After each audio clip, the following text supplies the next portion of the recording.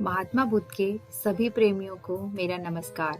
अगर आपने अभी तक इस चैनल को सब्सक्राइब नहीं किया है तो प्लीज़ अभी सब्सक्राइब कर लीजिए, क्योंकि इस चैनल का मुख्य उद्देश्य आपको महात्मा बुद्ध से जुड़े तथ्यों से अवगत कराना और उनकी कहानियों के माध्यम से आपके जीवन में प्रकाश लाना है। तो मेरी आप सभी प्रेमियों से हाथ जोड़कर निवेदन है कि मुझे प्रोत्साहन करने के लिए, एक प्रेरणा देने के लिए अपना सहयोग जरूर दें। चैनल का सब्सक्राइब बटन को जरूर दबाएं और बेल आइकन को प्रेस करना भी ना भूलें। अब हम चलते हैं हमारी कहानी की तरफ। तृष्णा का अंत कहाँ। बनारस के राजा देवदत्त के 2 पुत्र थे। दोनों को महाराजा बहुत प्यार करते थे। समय आने पर अपने बड़े बेटों को उन्होंने युवराज घोषित किया और छोटा बेटा, जो अस्त्र शस्त्र विद्या में निपुण था, उसे भावी सेनापति बनाने का निर्णय लिया। समय बीतता गया और एक दिन महाराज देवदत्त का निधन हो गया।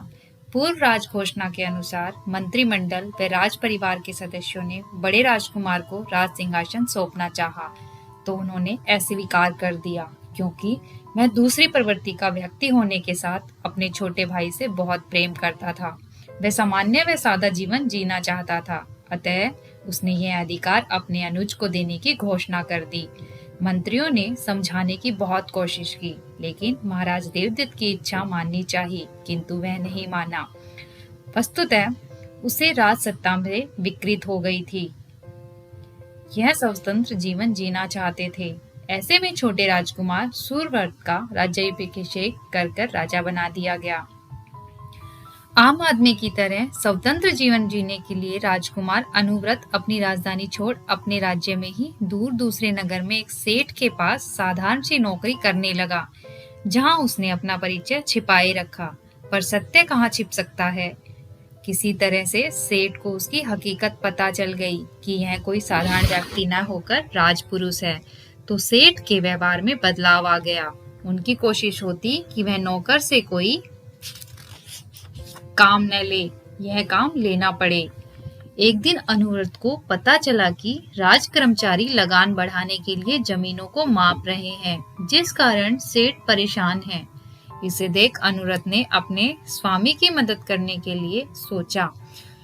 उसने अपने भाई सूर्यव्रत को इसी विषय में एक पत्र लिखा। उसमें लिखा, मैं पिछले बहुत दिनों से सेठ जी के यहाँ सुखपूर्वक रह रहा हूँ। मेरी इच्छा है कि तुम इस सेठ का लगान माफ कर दो।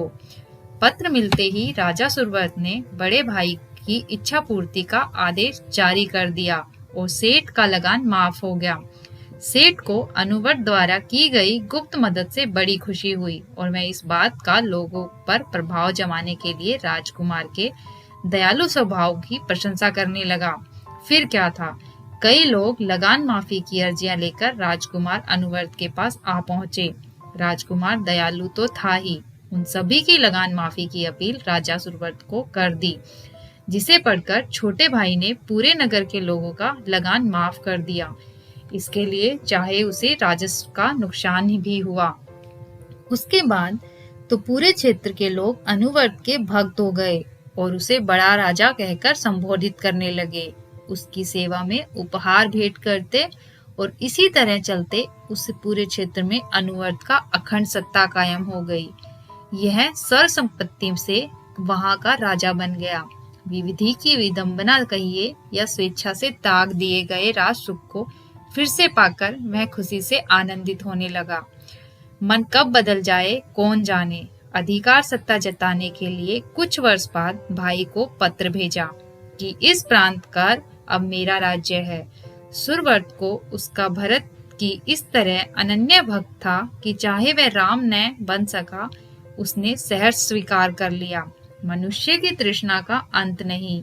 उसने अपनी सेनाओं का विस्तार करना शुरू किया, आसपास के प्रांतों पर अधिकार करना शुरू कर दिया।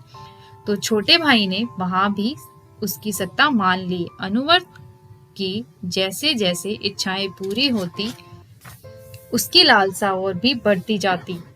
उसकी पूरे राज्य का राजा बनने की इच्छा हुई, किंतु उसे शक था कि कहीं छोटा भाई राज्य आसानी से ना छोड़े। यही विचार करके बहुत से लोगों की भीड़ जुटा राज द्वार पर पहुंचकर छोटे भाई के पास संदेश भेजा राज दोया आकर युद्ध करो। छोटा भाई सुरभर सोच में पड़ गया कि युद्ध करने पर भाई की मृत्यु हुई तो कल बदनामी होगी और यदि समर्पण करता हूँ तो कायर माना जाऊंगा। फिर भी उसने बड़े भाई को उसकी राजगद्दी वापस देने के लिए मंत्रियों से सलाह कर उसे ससम्मान राज सिंहासन पर बिठा दिया। अनुव्रत बनारस का राजा बन गया। उसकी सभी लालसाएं पूरी हो गई, फिर भी तृष्णा समाप्त नहीं हुई। अपना राज्य बढ़ाने की नई लालसा जाग उठी। पड़ोस के राज्यों को हथियाना शुरू कर दिया। किसी दूसरे का ऐश्वर्य उसे सहन ही न हो पाता। राजा इंद्र को उसकी बढ़ती तृष्णा से दुख हुआ तो वह एक ब्रह्मचारी के रूप में उसके पास गए तथा उसे अकेले में एक गुप्त सूचना देने के लिए एकांत में ले जाकर बोले, राजन, मैंने 3 ऐसे नगर देखे हैं जहाँ अकूत धन संपत्ति है, घर घर में सोना बरसता है। आप उन नगरों को अपने अधिकार में लेकर। सुनते ही राजा लोभ में अंधा हो गया। उन नगरों पर चढ़ाई करने को बेताब हो उठा। ब्रह्मचारी यह बताकर वहां से चला गया। राजा ने तुरंत मंत्रियों को बुला इन 3 नगरों के बारे में बताया और जल्दी से उन पर चढ़ाई करने के लिए सेना तैयार करने का आदेश दिया। मैं शीघ्रताशील इन नगरों को जीतना चाहता हूँ। मंत्री ने पूछा, महाराज, वे नगर कहाँ हैं? राजा हैरानी से बोला, यह तो मुझे नहीं पता। उस ब्रह्मचारी से पूछो जो अभी अभी मुझे यहाँ बता कर गया है। यहीं कहीं बाहर होगा, उसे ढूंढ लाओ। मंत्री ने स्वयं जाकर ब्रह्मचारी को ढूंढा, किंतु वापस आकर राजा को बताया कि बाहर तो दूर दूर तक कोई नहीं है। राजा को लगा जैसे उसका सब कुछ छिन गया हो। छटपटाते हुए कहने लगा, हाय, अब क्या होगा? उन नगरों के बारे में सुनते ही मैं इतना उत्तेजित हो गया था कि मैंने तो उस ब्रह्मचारी को कोई सम्मान किया, न ही नगरों का पता ठिकाना पूछा। हे ईश्वर, 3 स्वर्ण नगर मेरे हाथों से निकल गए। अब ढूंढूं भी तो कैसे? उनका पता तक नहीं पूछा, कैसे मिलेंगे अब वे? राजा इसी सोच में चिंतित रहने लगा। वह उन नगरों की याद आते ही दिल में दर्द की हूक उठने लगी। आंतरिक दुख से अतिसार हो गया। हकीमों का इलाज बेअसर, उसका रोग बढ़ता गया। हर समय 3 नगरों को हथियाने की चिंता घेरे रहती। एक दिन बोधिसत्व तक्षशिला में आयुर्वेद की दीक्षा लेकर आए।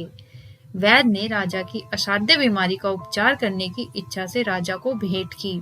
राजा बहुत दुखी था, पर पड़े पड़े वैद्यों के इलाज के बाद रोग ठीक न होने पर किसी अनाड़ी से अपना इलाज करवाने की सोच भी नहीं सकता था। इस कष्ट से छुटकारा तो चाहता ही था, इसलिए नए चिकित्सक को बुलाकर कहने लगा, मेरी बीमारी को सभी वैद्यों ने असाध्य बताया है, तुम व्यर्थ ही कोशिश करने आए हो। बोधिसत्व ने धैर्यपूर्वक कहा, महाराज, यही प्रयत्न करने से असाध्य रोग भी सही हो जाते हैं। आप कृपया यह बताइए, इस रोग की शुरुआत कब और कैसे हुई? पीड़ा से कर्राते हुए राजा ने कहा, अनाड़ी वैद्य, रोग की कहानी सुनकर क्या करोगे? कोई दवा है तो दे दो। बोधिसत्व ने बोला, रोग की पूरी जानकारी होने पर ही अचूक दवा दी जा सकती है। रोग का मूल पता चलने पर ही उसे निर्मूल समाप्त किया जा सकता है। इस पर राजा ने 3 नगरों के बारे में पूरी बात सविस्तार उसको बता दी और अंत में बोला, बस उसी से मेरे दिल में ऐसा धक्का लगा कि मैं पूरी तरह से टूट गया। हर समय उसी नुकसान के बारे में सोच सोच कर परेशान रहता हूँ। इसका मुझे इतना दुख है कि मैं बता नहीं सकता। पूरी व्यथा कथा सुनकर बोधिसत्व बोले, महाराज, एक बात बताएं, चिंता करने से भी क्या सभी नगर मिल जाएंगे? नहीं वैद्य जी, जो गया सो गया, अब कहाँ मिलेगा? पूरी गलती मेरी ही थी, जो न तो ब्रह्मचारी का सत्कार किया और न ही नगरों के बारे में पूछा। यदि पता होता तो मैं नगरों को जीत लेता। बोधिसत्व बोले, जब जीते ही नहीं तो बेकार में उनके लिए क्यों परेशान होते हो? उनके अतिरिक्त भी तो आपके पास धन वैभव की कोई कमी नहीं है। उसे भोगने की बजाय आप जो नहीं मिला उसकी चिंता में बीमार हो रहे हैं। आवश्यकता से अधिक वैभव की लालसा न कीजिए। एक मनुष्य की आवश्यकता क्या है? एक बिस्तर काफी होता है, फिर 4 बिस्तरों की क्या जरूरत? मैं 4 बिस्तरों पर तो एक साथ नहीं सो सकता, फिर एक को पाकर 4 की लालसा क्यों? जो आपके पास है वह काफी है, उसी को भोगिए। अब और नगरों को लेकर क्या करेंगे? वे आपके लिए फालतू होंगे, और फालतू चीजों के लिए मूल्यवान जीवन नष्ट करना मूर्खता है। तृष्णा त्याग कर संतोष अपनाइए। राजा को उनकी बात समझ में आने लगी तो बोला, अच्छा यह सब ठीक है, अब कुछ दवा तो दीजिए। मेरे पेट में कोई दवा देवे तो मैं जल्दी रोग मुक्त हो जाऊं। बोधिसत्व बोले, यह रोग पेट का नहीं मन का है, जिसके लिए मैंने आपको सर्वगुणकारी ज्ञानो उपाधि दे दी है। इसी से लाभ होगा। चिंता को, दुर्वासना को निकाल कर फेंकिए, आप जल्दी से स्वस्थ हो जाएंगे। इतना कहकर बोधिसत्व ने राजा से विदा ली और राजा अनुव्रत से बीती बातों को भुला पराये धन की तृष्णा छोड़ दी। मन स्वस्थ और शांत हो गया। कुछ ही दिनों में वह बिना दवाई के रोग मुक्त हो गए। तृष्णा अंतहीन होती है, एक के बाद दूसरी आ ही जाती है। प्राणी इन्हीं की तृप्ति के जीवन गवा बैठता है। अनासक्ताओं, इच्छाओं का दमन करके ही जीवन से सुख, शांति और आनंद का अनुभव किया जा सकता है। इसलिए